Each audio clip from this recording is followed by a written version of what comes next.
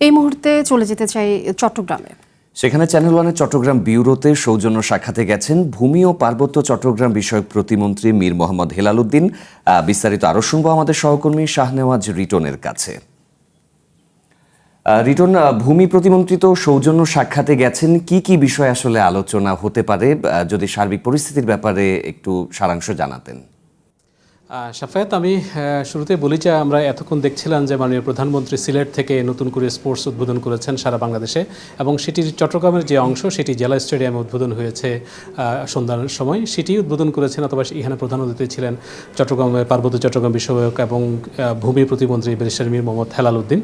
তিনি মূলত এই অনুষ্ঠানের পরপরই আমাদের চ্যানেল ওয়ান চট্টগ্রাম অফিসে আসেন এবং তিনি চট্টগ্রামের সার্বিক বিষয়গুলো দেখাশোনা করেন। শুধুমাত্র উনি যখন মন্ত্রী ছিলেন তখন না, তার আগে থেকে তিনি চট্টগ্রামের সার্বিক বিষয়ে অবগত আছেন। আমি সেই সুযোগে একটু তার সঙ্গে কথা বলি এবং তিনি সৌজন্য সাক্ষাতে এসছেন মূলত, তারপরও তার সঙ্গে একটু কথা বলি এবং তিনি চট্টগ্রাম নিয়ে কী ভাবছেন।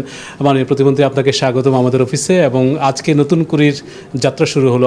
আপনি সেখানে বলছিলেন যে কিশোর গ্যাং একটি খুব মারাত্মক খারাপ শব্দ, সেটি শুনতে চান না আপনারা, এবং তার জন্য এরকম একটি উপহার।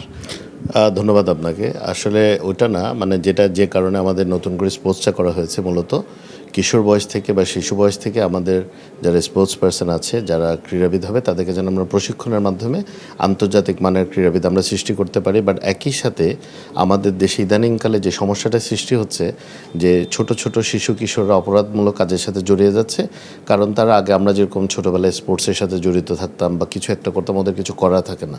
তো আমি নিঃসন্দেহে মনে করি মাননীয় প্রধানমন্ত্রী যে উদ্যোগটা নিয়েছেন, এই যে নতুন করে 2000 স্পোর্টস 2026 যেটা উনি স্টার্ট করেছেন, পুরো বাংলাদেশে একসাথে এটা উদ্বোধন করা হয়েছে। আমরা চট্টগ্রামে উপস্থিত ছিলাম, আমাদের সংসদ সদস্যবৃন্দরা ছিলেন, মেয়র সাহেবও ছিলেন, এবং জেলা এবং বিভাগীয় ক্রীড়া পরিষদের সবাই ছিলেন এখানে, আপনারা সবাই ছিলেন, সংবাদকর্মীরা ছিল। তো আমি নিঃসন্দেহে মনে করি এটি একটি ভালো উদ্যোগ এবং এটি দেশের ভবিষ্যৎ প্রজন্মের জন্য ক্রীড়াক্ষেত্রে অসাধারণ ভূমিকা রাখবে মনে করি। ক্রীড়ার পাশাপাশি আপনি যেহেতু পার্বত্য চট্টগ্রাম বিষয়ক মন্ত্রী, এবং সেই কারণে সেটি নিয়ে আপনি খুব কনসার্ন, এখানে একটা নিরাপদ বাংলাদেশ গড়ার ক্ষেত্রে আপনাদের কি উদ্যোগগুলো আছে, একটু যদি সংক্ষেপে বলতেন। আমাদের আসলে পার্বত্য চট্টগ্রাম সহ পুরো বাংলাদেশ নিয়ে যে আমাদের ধারণা বা যে আমাদের চিন্তাধারা, সেটা হচ্ছে বৈষম্যহীনভাবে সবাইকে একসাথে নিয়ে সকলের জীবনমানের উন্নয়ন ঘটানো, জীবনযাত্রার মান উন্নত করা। সেই ক্ষেত্রে পার্বত্য চট্টগ্রামে নৃতাত্ত্বিক গোষ্ঠী আছে 11টি, বাংলা ভাষাভাষী সহ আছে 12টি। আমরা চাই এই 12টি গোত্রকে একসাথে নিয়ে তাদের সমন্বয় নিশ্চিত করে আমরা যেন ওই অঞ্চলটাকে উন্নত করতে পারি, এবং এই অঞ্চলের যে অত্যন্ত সমৃদ্ধ কৃষ্টি কালচার আছে, এটা আমরা বাংলাদেশ সহ বিশ্ববাসীর কাছে তুলে ধরতে পারি। আপনি আরেকটা বড় দায়িত্ব পালন করেন, সেটি হচ্ছে ভূমি, যেটি নিয়ে দীর্ঘ বছর থেকে আমাদের একটা বড় ধরনের মানুষের অনাচার, সহ্যের বাইরে আসলে সাধারণ মানুষ যারা নিরীহ তারা আর কি, সেটি নিয়ে আপনি কিভাবে ফোকাস করছেন, জনমানুষের দোরগোড়ায় যে স্বপ্নগুলো তাদের বাস্তবায়নের ক্ষেত্রে আপনাদের কি উদ্যোগ আছে? আপনি জানেন এই সরকার দায়িত্ব পেয়েছে প্রায় 72-74 দিন হয়। এর মাঝে আমাদের পুরো ল্যান্ড সিস্টেমটা অটোমেশন করা হয়েছে, 24 আওয়ার্স হেল্পলাইন করা হয়েছে। আমরা এখন আমাদের সমস্ত ডকুমেন্ট পেমেন্ট সহ আমরা অনলাইন করি। তার মানে আমাদের ভূমি অফিসগুলোতে কিন্তু ক্যাশ ট্রানজ্যাকশনটা অলমোস্ট নীলের জায়গায় চলে আসছে। তো আমরা চেষ্টা করছি পুরোটা অটোমেটাইজেশন যদি করতে পারি, আমরা যদি পুরোটাই ডিজিটালাইজ করতে পারি, তাহলে যেটা হবে যে হিউম্যান ইন্টারাকশনের কারণে যে দুর্নীতি হওয়ার সুযোগটা থেকে সেটা অনেকাংশে বন্ধ হয়ে যাবে। তবে একটা বড় প্রতিবন্ধকতা হচ্ছে, আমরা কিন্তু করি শুধু সার্ভে পর্যন্ত, রেজিস্ট্রেশন করে কিন্তু ল মিনিস্ট্রি। তো মূলত রেজিস্ট্রেশনটা অনেকে কিন্তু ল্যান্ড মিনিস্ট্রি একটা পার্ট হিসেবে ধরে নেয়। আসলে রেজিস্ট্রেশন পার্টটা ল্যান্ড মিনিস্ট্রির সাথে এখন আমরা এটা ডিল করি না। আর আমাদের ডিজিটাল সার্ভের প্রক্রিয়া চলমান, এটার ফিজিবিলিটি টেস্ট হচ্ছে।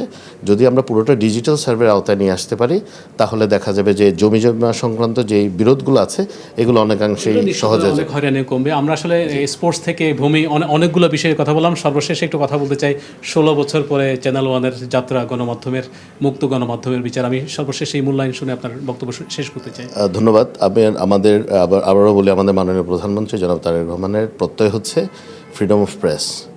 আমার সমালোচনা হবে, যৌক্তিক সমালোচনা হবে, এবং সেই সমালোচনা সাথে সাথে যদি আমাদের সরকার কোনো ভালো কাজ করে থাকে সেটারও প্রশংসা যেন আমরা শুনতে পাই, সেটাই প্রত্যাশা।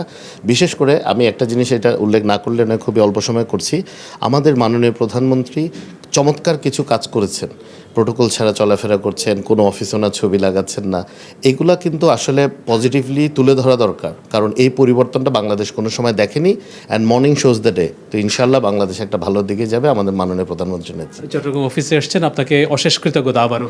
আপনাকে ধন্যবাদ। কথা বলছিলাম মাননীয় ভূমি এবং পার্বত্য চট্টগ্রাম বিষয়ক প্রতিমন্ত্রী ব্যারিস্টার মীর মোহাম্মদ হেলালুদ্দিনের সঙ্গে। নিশ্চয়ই আমরা ভবিষ্যতে আরও বড় পরিসরে কথা বলবো। আমি এই মুহূর্তে রিটন, আপনাকে ধন্যবাদ। লিনি, আমরা আসলে শুনছিলাম যে আমাদের সহকর্মী ভূমি প্রতিমন্ত্রীর সাথে কথা বলেছেন, সেখানে তিনটি বিষয়ের কথা আমরা শুনতে পারলাম, যে পার্বত্য চট্টগ্রাম এবং ভূমির বিষয়ে কথা হলো, তার পাশাপাশি কিন্তু নতুন করে স্পোর্টসের যে বিষয়টি বললেন, যে তরুণদেরকে উদ্দীপ্ত করার জন্য, তার পাশাপাশি গণমাধ্যমের স্বাধীনতার বিষয়ে একটি আলোচনা হলো। ঠিক তাই, নতুন শিশু কিশোরদের জন্য এটা নতুন বার্তা কিন্তু বয়ে নিয়ে আসবে।